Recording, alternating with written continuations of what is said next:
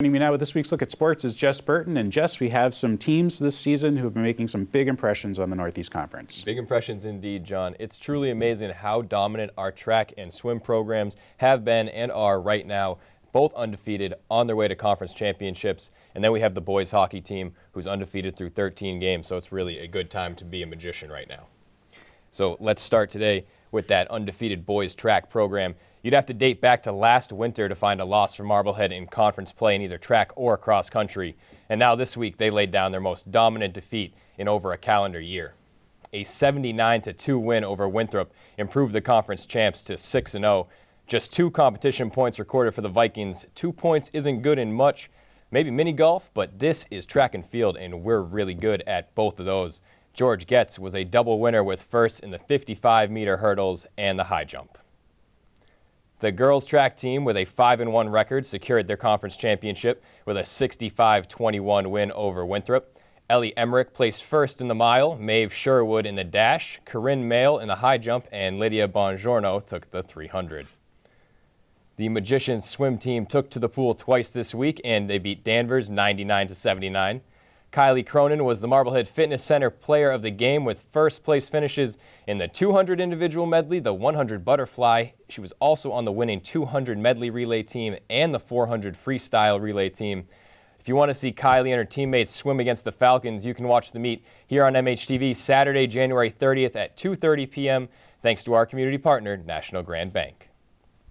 In their next meet, the Magicians completed another unbeaten season in the NEC with a perfect 9-0 record, beating the Gloucester Fishermen 93-77.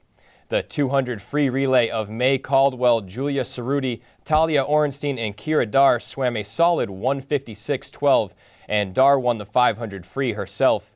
Katie Walker topped the diving while Ellie Ronan won the 200 free, Tom Rocket won the 200 IM, Kylie Cronin won the 100 back, and Amanda Wager won the 100-meter breaststroke. Now let's move from a conference champ to our one team struggling the most in the conference. That's the boys basketball team. It's now been over 20 days since the boys basketball team has won a game. They took on Danvers at home this past Friday night, and they lost their 4th straight on what was a strange and disappointing finish to the game for the Magicians. A late intentional foul call on an inbounds pass, some missed shots by our side, and some made foul shots by the Falcons were in the end the difference. It was a 51-48 final with Patrick Bugler leading the way for the Magicians with 18 points, and he was named Marblehead Fitness Center Player of the Game. We had the game covered here at MHTV, so you can see it here Saturday, January 30th at 1 p.m. thanks to our community partner, National Grand Bank. The guys' next game was against the Peabody Tanners, and they fared no better. They beat the Magicians 51-44. Things on the girls' side of the court is much brighter. The team's a solid 8-4 right now, and they've won 3 of their last 4. Sophomore Colby Shea is starting to find her groove offensively, which is exactly what the team needs right now heading into the home stretch. She was second in the NEC in scoring going into their game against Danvers, but she could only get a couple baskets to drop, finishing with just 8 points in what was the team's worst loss of the season, 52-32. Lindsay Walker was the Magicians' top scorer that night with 11 points. And basketball games often come down to making free throws down the stretch, but in the game against Peabody the other night, the Magicians needed to make them all night long to be able to squeeze out their 8th win of the season. The girls trailed 21-13 at halftime, but they went to the free throw line a whopping 27 times, which allowed them to get back into the game. Colby Shea scored all of her 16 points in the second half to lead the Magicians back to the win, and Lindsay Walker was big on the glass again with 10 rebounds. The girls hockey team is 4-5-3, and they played pretty well the other night against Peabody. Peabody scored twice in 44 seconds in the first period, but Marblehead dominated the game offensively after that, outshooting the Tanners 35-12.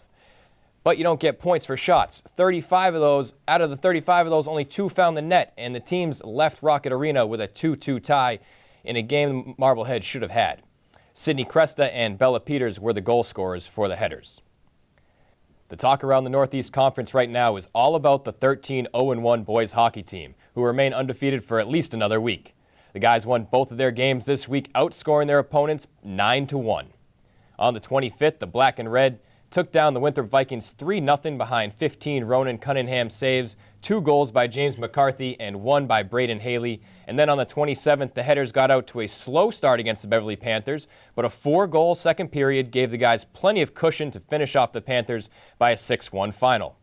Ronan Cunningham stopped 13 shots on net. Colin Daly got the first period goal for the Headers, and then the barrage of goals in the second was by the combination of Tim Kalinowski, Owen Piccirillo, and Drew Chofie, who scored twice, and then in the third, it was freshman Paul Duffy, who tallied the 6th header goal. Drew Chofie was named the Marblehead Fitness Center Player of the Game. The game was covered by MHTV, and you can watch it Tuesday, February 2nd at 7:30 p.m. and Saturday, February 6th at 2:30 p.m., thanks to our community partner, National Grand Bank. And then finally, the wrestling team left it all on the mats this week, but they fell short once again in their meet against Masconomet, losing 48-15. That's all the time I have here for today for Headliner Sports. I'm Jess Burton, and I'll see you next week with more good news. John? Thanks, Jess. Going back to the boys hockey team for a second, all that offense we've been hearing about, we have a couple of players who are heading towards a big milestone. Yeah, Braden Haley and Tim Kalinowski, they both have 96 career points right now. They're chasing that 100 career point mark. They would only be the 15th and 16th members in MHS history to reach the 100-point mark. And for 2 kids who have been playing hockey with each other in Marblehead uniform since they were little guys, this would be pretty special for them, and they can do it in the same game, which would just be awesome. So, and I think Haley's only a junior, so he even has some more year to add to yeah, it. definitely. So. All right, thanks a lot, Jess. And that concludes this week's Headliner. I'm John Caswell. On behalf of the entire news team here at MHTV, I'd like to thank you for watching. Have a good week. We'll see you next time.